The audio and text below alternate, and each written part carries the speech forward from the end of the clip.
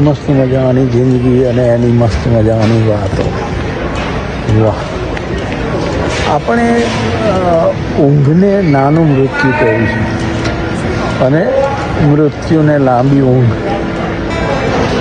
આ પરદેશથી સ્વદેશ અને સ્વદેશથી પરદેશ, એ જે યાત્રા છે ને, એ યાત્રામાં પણ જ્યારે પરદેશથી નીકળીએ, કેટલા સમય માટે, 2 મહિના માટે, 3 મહિના માટે, 4 મહિના માટે, ત્યારે 2 મહિના માટેનું ટૂંકું મૃત્યુ જ કહેવાય. બધા જ બાળકો સાથે એકદમ આનંદથી રહેતા હોઈએ, મજા કરતા હોઈએ, જીવતા હોઈએ, બરાબર એકબીજામાં ઓતપ્રોત થઈ ગયા હોઈએ, ત્યારે આખા માહોલને છોડીને ફરી પાછું સ્વદેશ તરફ નીકળીએ અને ત્યાં પાછું 2 મહિના 3 મહિના માટે તમારો નવો જન્મ.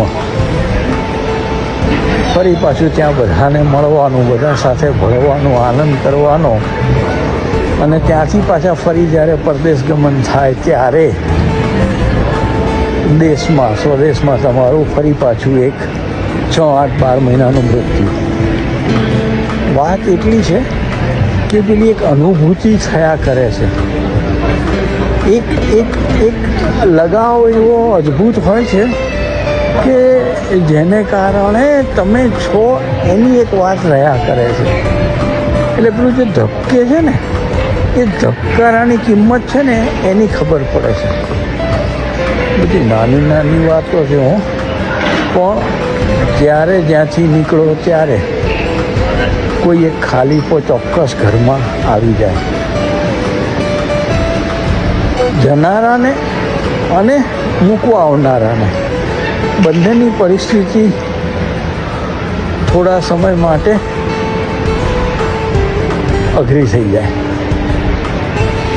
આનો કોઈ ઉપાય નથી. પ્રભુએ જે પ્રમાણે નક્કી કર્યું છે તે પ્રમાણે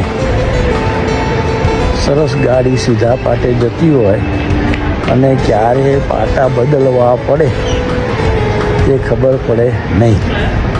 પાટા બદલાઈ જાય ને પછી ફરી પાછા તમે કોઈ જુદી જગ્યાએ પહોંચી જાઓ. વાહ પ્રભુ વાહ! અદ્ભુત છે બધી તારી બધી લીલા.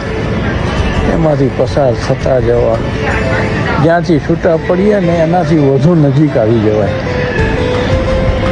આટલું સરસ ધબકાયું હોય, આટલું સરસ જીવાયું હોય, છતાં એમ થાય કે કંઈક ખૂટે છે. આ કરવાનું રહી ગયું, પેલું કરવાનું રહી ગયું. ફરી પાછા 2 મહિને 3 મહિને પાછા મળીએ ત્યારે ફરી પાછું એટલો જ આનંદ ને ઉલ્લાસ ને બધી મજા. જીવનની બધી વાતો છે, દરેક પળને માણતા જવાની. અદ્ભુત. હરિ ઓમ.